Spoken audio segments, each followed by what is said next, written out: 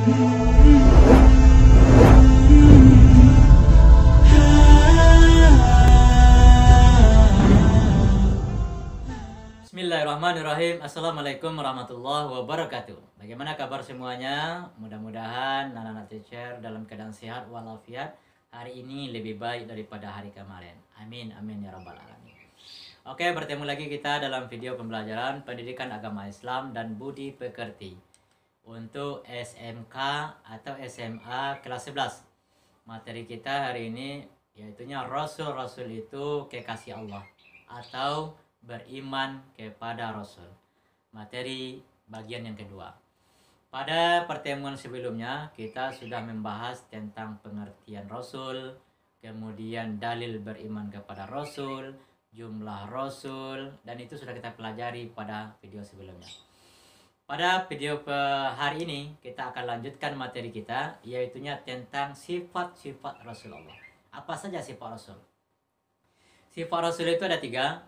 Ada sifat yang wajib, ada sifat yang mustahil, dan ada sifat yang jaiz. Sifat yang wajib itu ada terbagi 4, sidik, amanah, fatonah, tabligh. Kemudian sifat yang mustahil juga terbagi 4. Yang pertama, kinzib. Yang kedua, khianat. Yang ketiga, balada. Yang keempat, kitman. Sementara sifat yang jaiz hanya 1, yaitunya al-ardul basyariyah. Artinya Rasul itu memiliki sifat yang sama sebagaimana kita manusia biasa ini. Oke. Sekarang kita masuk kepada yang pertama, sifat yang wajib bagi Rasul. Sifat yang wajib artinya sifat yang mesti ada pada diri Rasul. Ya. Apa sifat yang wajib itu? Ada 4. Yang pertama, sifat itu yang wajib bagi Rasul itu sidik. Sidik itu artinya benar. Ya, apapun ucapan, perkataan yang disampaikan oleh Nabi dan Rasul itu adalah benar adanya, karena apa yang diucapkan itu adalah wahyu dari Allah Subhanahu wa taala. Coba lihat nanti dalam surat Maryam ayat yang ke-41. Yang kedua, sifat yang wajib bagi Rasul itu adalah amanah. Amanah itu artinya dapat dipercayai. Apa saja yang diembankan oleh Allah kepada Nabi Muhammad, maka Nabi Muhammad menyampaikannya kepada kaumnya. Coba lihat nanti dalam surat Asy-Syu'ara ayat 106 sampai 107. Yang ketiga, sifat yang wajib bagi Rasul itu adalah fatonah. Fatonah itu artinya cerdas. Jadi Nabi dan Rasul itu walaupun dia tidak sekolah, ya, walaupun dia tidak pandai tulis baca, tapi dia adalah orang yang paling cerdas, orang yang bijaksana, ya, karena itulah yang diberikan oleh Allah sebagai kelebihannya. Yang keempat, sifat yang wajib bagi Rasul itu adalah tabligh. Tabligh artinya menyampaikan, ya, apa saja yang diberikan oleh Allah berupa wahyu, maka Nabi wajib menyampaikannya kepada kaumnya.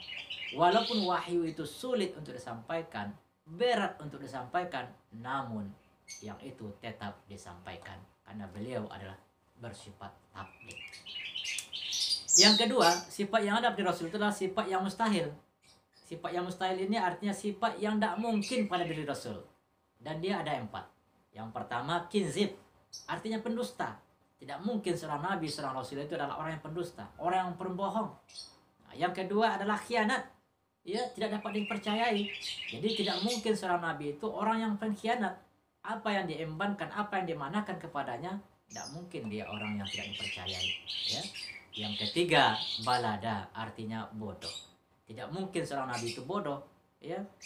Karena nabi itulah orang yang pintar, orang yang pandai, orang yang bijaksana untuk menghadapi kaumnya.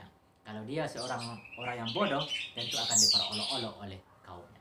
Yang keempat, yaitunya sifat yang mustahil bagi Rasul itulah kitman, artinya menyembunyikan.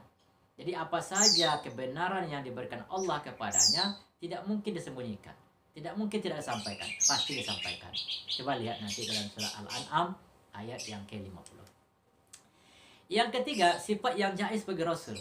Apa tuh sifat yang jaiz bagi Rasul? Yaitunya sifat kemanusiaan, yaitunya al-ardul basyariyah. Artinya Rasul memiliki sifat-sifat sebagaimana kita manusia biasa ini.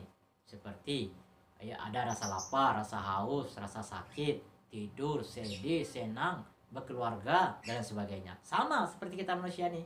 Jadi Nabi itu sama sifatnya dengan kita. Ya, dan bahkan seorang Rasul tetap meninggal sebagaimana kita manusia ini. Coba lihat nanti dalam surah Al-Mu'minun ayat yang ke-33. Nah, lanjut tugas-tugas Rasul. Apa saja tugas para Rasul itu? Yang pertama, menyampaikan risalah dari Allah. Yang kedua, mengajak kepada tauhid atau mengesahkan Allah. Yang ketiga, memberi kabar gembira kepada orang mukmin dan memberi peringatan kepada orang kafir.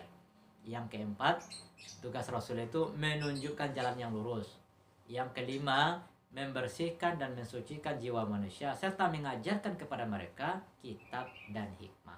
Yang keenam, tugas para Rasul adalah sebagai hujah bagi manusia. Oke? Nah, sekarang apa hikmah beriman kepada Rasul itu? Yang pertama, hikmah beriman kepada Rasul itu semakin sempurna iman kita kepada. Yang kedua, terdorong untuk menjadikan contoh dalam hidup kita. Yang ketiga terdorong untuk melakukan perilaku sosial yang baik seperti yang dilakukan para nabi dan rasul. Yang keempat, memiliki teladan dalam hidupnya. Coba kita lihat dalam surat Al-Ahzab ayat 1. Laqad kana lakum fi Rasulillahi uswatun hasanah. Sesungguhnya telah ada pada Rasul itu suri teladan yang baik bagi kamu. Yang kelima, yaitunya hikmah beriman kepada Rasul itu mencintai para Rasul dengan cara mengikuti dan mengamalkan ajarannya. Nah, coba lihat nanti dalam surah Ali Imran ayat yang ke-31. Katakanlah Muhammad, jika kamu mencintai Allah, ikutilah aku. Niscaya Allah mencintai kamu dan mengampuni dosa-dosamu. Allah Maha Pengampun lagi Maha Penyayang. Yang keenam, hikmah beriman kepada Rasul itu adalah mengetahui hakikat dirinya bahwa ia diciptakan oleh Allah untuk mengabdi kepadanya. Wa ma khalaqtul jinna wal insa illa liya'budun. Aku tidak diciptakan jin dan manusia melainkan agar mereka untuk beribadah kepadaku. Oke, demikian materi kita hari ini, semoga bermanfaat. Terima kasih. Assalamualaikum warahmatullahi wabarakatuh. Allahu Allah, Allahu Allah.